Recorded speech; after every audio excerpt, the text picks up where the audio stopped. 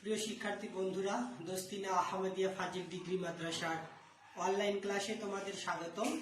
আশা করি তোমরা সবাই ভালো আছো, আর আলহামদুলিল্লাহ আমিও ভালো আছি। আজ আমি তোমাদের সাথে দশম অধ্যায় অর্থাৎ বৃত্ত নিয়ে আলোচনা করব। আলোচনার শুরুতেই আমি অধ্যক্ষ স্যার এবং সভাপতি মহোদয়কে অসংখ্য ধন্যবাদ জানাচ্ছি। এই করোনাকালীন সময়ে শিক্ষার মান উন্নয়নের জন্য তোমাদের জন্য এই অনলাইন ক্লাসের ব্যবস্থা করার জন্য, সেই সাথে অনলাইন ক্লাস চলমান রাখার জন্য। প্রিয় শিক্ষার্থী বন্ধুরা, তাহলে প্রথমে জেনে নেই বৃত্ত কি।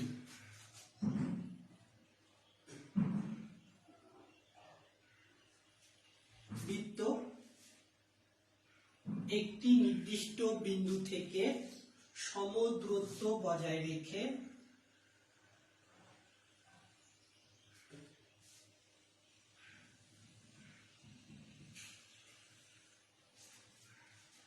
কোন বিন্দু যে আবদ্ধ পথ চিত্রিত করে তাকে বৃত্ত বলে। তাহলে একটি নির্দিষ্ট বিন্দু থেকে সমদূরত্ব বজায় রেখে কোন বিন্দু যে আবদ্ধ পথ চিত্রিত করে তাকে বৃত্ত বলে। আর এই নির্দিষ্ট বিন্দুটিকে বলা হয় কেন্দ্র। অর্থাৎ যে নির্দিষ্ট বিন্দু থেকে বৃত্ত অঙ্কন করা হয় সেই নির্দিষ্ট বিন্দুটিকে বলা হয় বৃত্তের কেন্দ্র।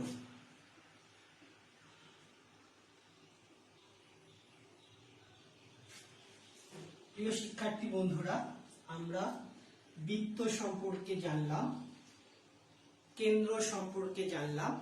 এরপর এই বৃত্তের যে সম্পূর্ণ দৈর্ঘ্য আছে, বৃত্তের সম্পূর্ণ দৈর্ঘ্যকে বলা হয় পরিধি।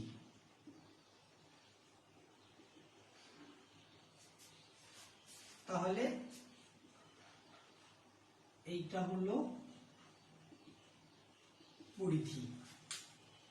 বৃত্তের সম্পূর্ণ দৈর্ঘ্যকে তার পরিধি বলা হয়। অর্থাৎ এখানে আমরা একটি বিন্দু যদি এ নিই, এ বিন্দু হতে এই বৃত্তের সম্পূর্ণ দৈর্ঘ্য, এই দৈর্ঘ্যটিকে বলা হয় বৃত্তের পরিধি। বৃত্তের যে কোনো দুইটি বিন্দুর সংযোজক রেখাংশকে বলা হয় জ্যা। তাহলে এখানে আমরা একটি বিন্দু এ নিয়েছি, এখানে আরেকটি বিন্দু যদি বি নেই, তাহলে এই এ আর বি বিন্দুর যে সংযোজক রেখাংশ, এই সংযোজক রেখা অংশটিকে বলা হয় জ্যা।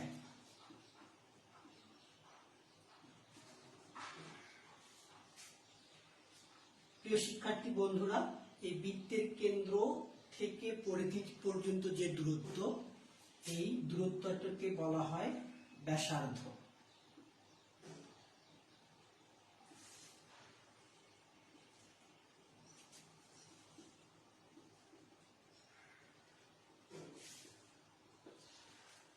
বৃত্তের কেন্দ্র হতে পরিধি পর্যন্ত দূরত্বকে বলা হয় ব্যাসার্ধ। ব্যাসার্ধকে সাধারণত আর দ্বারা প্রকাশ করা হয়।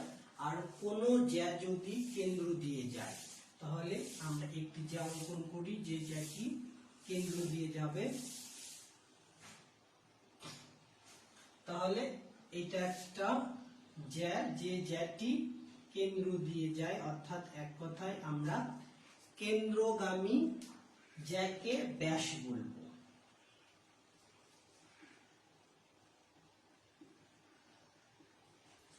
প্রিয় শিক্ষার্থী বন্ধুরা, কেন্দ্র থেকে পরিধি পর্যন্ত দূরত্বকে বলা হয় ব্যাসার্ধ। আর ব্যাসার্ধের দ্বিগুণ হচ্ছে ব্যাস। কেন্দ্রগামী জ্যা অর্থাৎ আমরা কি জানি, বৃত্তের যে কোনো দুইটি বিন্দুর সংযোজক রেখাংশকে জ্যা বলে।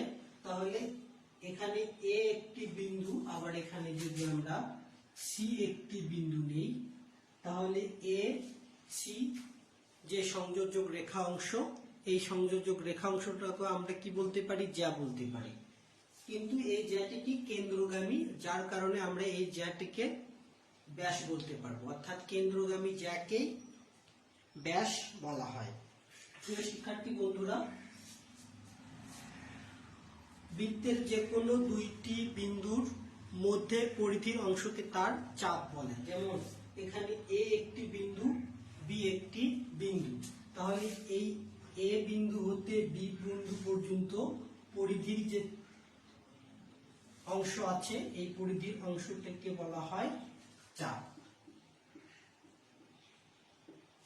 প্রিয় শিক্ষার্থী বন্ধুরা, এখানে এ বিন্দু হতে বি বিন্দু পরিধির অংশটাকে চাপ বলা হয়। আবার এখানে একটা চাপ সৃষ্টি হয়েছে, এ হতে বি বিন্দু, এখানে একটি চাপ সৃষ্টি হয়েছে। এই এ বিন্দু হতে উপর থেকে এই পর্যন্ত যে চাপটি, এই চাপের দৈর্ঘ্যটা বড়, অর্থাৎ বড় দৈর্ঘ্যের চাপকে বলা হয় অধিচাপ, আর ছোট দৈর্ঘ্যের চাপকে বলা হয় উপচাপ। প্রিয় শিক্ষার্থী বন্ধুরা, আমরা বৃত্ত সংক্রান্ত অনেক তথ্যই জানলাম।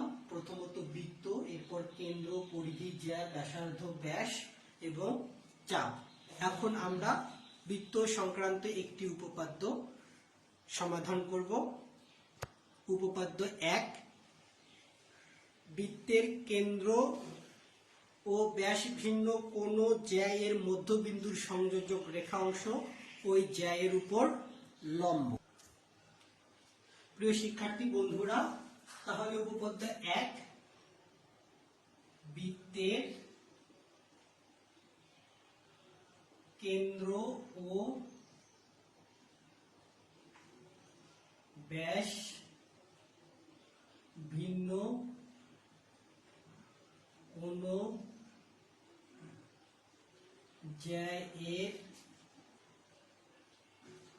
মধ্য বিন্দুর দূরত্ব ওই জ্যা এর উপর লম্ব। উপপাদ্য 1 কি দেয়া আছে? বৃত্তের কেন্দ্র ও ব্যাস ভিন্ন কোন জ্যা এর মধ্যবিন্দুর সংযোজক রেখা অংশ ওই জ্যা এর উপর লম্ব।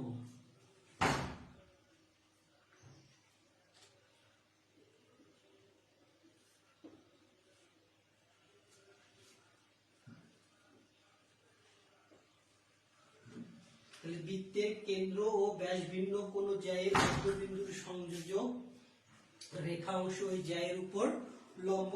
তাহলে মনে করি ও কেন্দ্র বিশিষ্ট বৃত্তে এবি ব্যাস নয়, ও কেন্দ্র বিশিষ্ট বৃত্তে এবি ব্যাস নয় এমন একটি জ্যা এবং এম ওই জ্যা এর মধ্যবিন্দু। ও এম যোগ করি, প্রমাণ করতে হবে ও এম রেখাংশ এবি এর উপর লম্ব। মনে করি ও কেন্দ্র বিশিষ্ট বৃত্তে এবি ব্যাস নয় এমন একটি জ্যা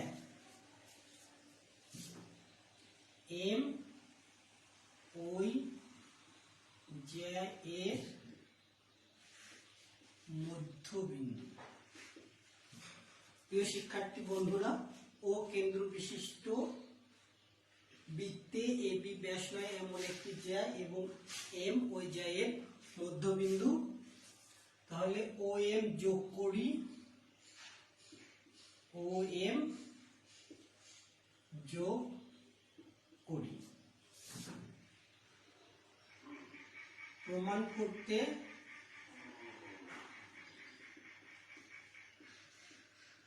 হবে যে ও এম রেখাংশ ওই জ্যা এর উপর লম্ব। তাহলে প্রমাণ করতে হবে ও এম রেখাংশ এবি জ্যা এর উপর লম্ব। অঙ্কন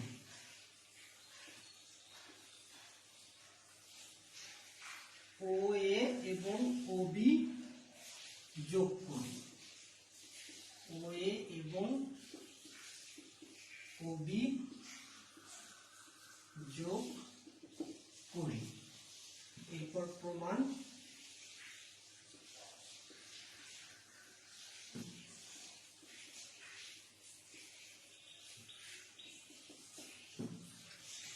ধাপ 1।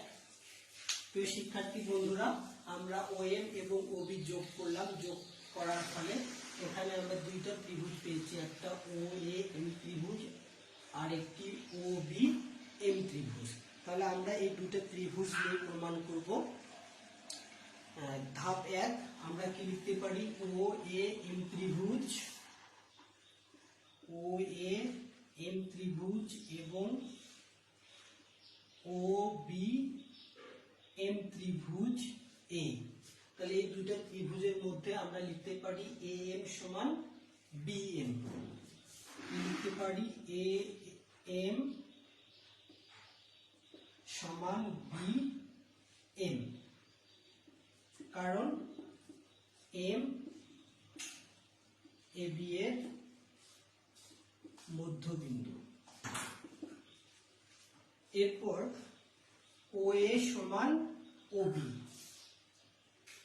ও এ সমান ও বি, কারণ এই ও এ এবং ও বি একই বৃত্তের ব্যাসার্ধ, একই বৃত্তের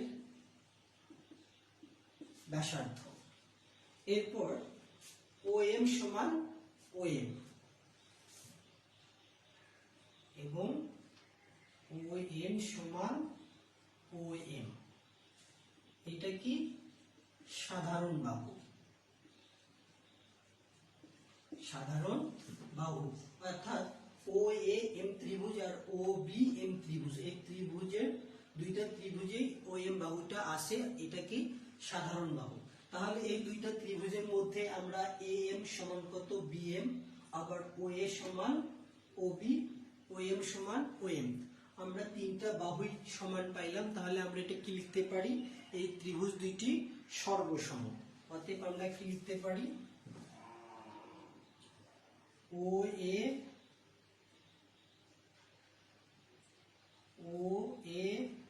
এম ত্রিভুজ সর্বসম ও বি এম ত্রিভুজ। তাহলে যেহেতু সর্বসম হইল, আমরা তাহলে কি লিখতে পারি? ও এম এ কোণ সমান ও এম বি কোণ। সুতরাং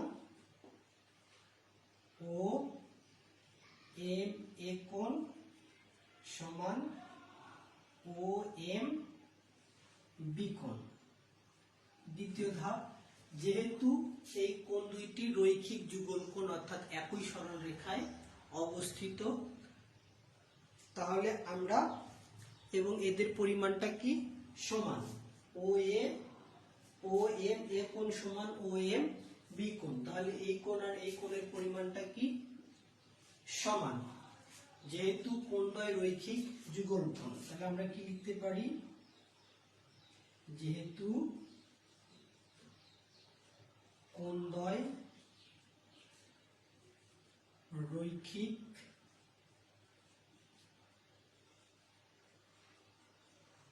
যুগল কোণ এবং এদের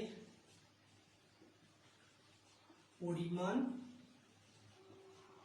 সমান, এদের পরিমাণ সমান।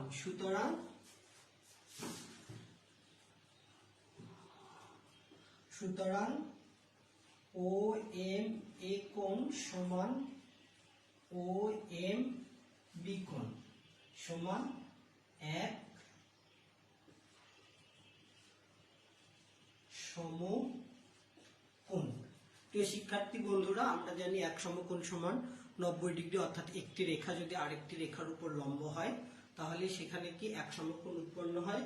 তাহলে যেহেতু ও এম এ কোণ ও এম বি কোণ, এই কোণ দুইটা রৈখিক যুগল কোণ এবং এদের পরিমাণ সমান, তাহলে এই ও এম এ কোণ এটা এক সমকোণ, ও এম বি কোণ এই কোণটাও এক সমকোণ, তাহলে এক সমকোণ সমান 90 ডিগ্রি, অর্থাৎ একটি রেখা আর একটি রেখার উপর লম্ব। তাহলে আমরা কি লিখতে পারি, অতএব OM লম্ব AB, এটাই প্রমাণিত। প্রিয় শিক্ষার্থী বন্ধুরা, তাহলে আমরা আরেকবার দেখি আমরা কি প্রমাণ করব। বৃত্তের কেন্দ্র ও ব্যাস ভিন্ন কোন জ্যায়ের মধ্যবিন্দুর সংযোজক রেখাংশ ওই জ্যায়ের উপর লম্ব। তাহলে মনে করি ও কেন্দ্র বিশিষ্ট AB ব্যাস নয় এমন একটি জ্যা এবং M ওই জ্যায়ের মধ্যবিন্দু। OM যোগ করি, প্রমাণ করতে হবে OM রেখাংশ AB জ্যায়ের উপর লম্ব।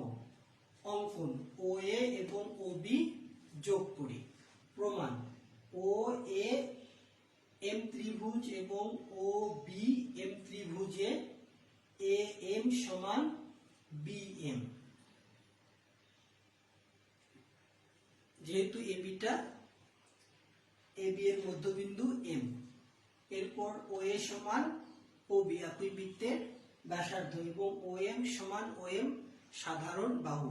অতএব OA M ত্রিভুজ সর্বসম OB M ত্রিভুজ। যেহেতু এই দুইটা সর্বসম, তাহলে আমরা লিখতে পারি OM একোণ সমান OM বিকোণ। যেহেতু এই কোণ দুইটি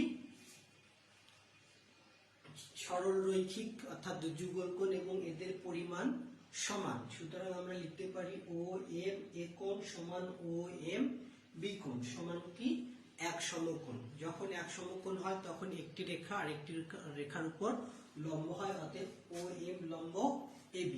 প্রিয় শিক্ষার্থী বন্ধুরা, তাহলে আজ এ পর্যন্ত। তোমরা সবাই ভালো থাকো, সুস্থ থাকো, সুন্দর থাকো। আল্লাহ হাফেজ, দেখা হবে পরবর্তী ক্লাসে।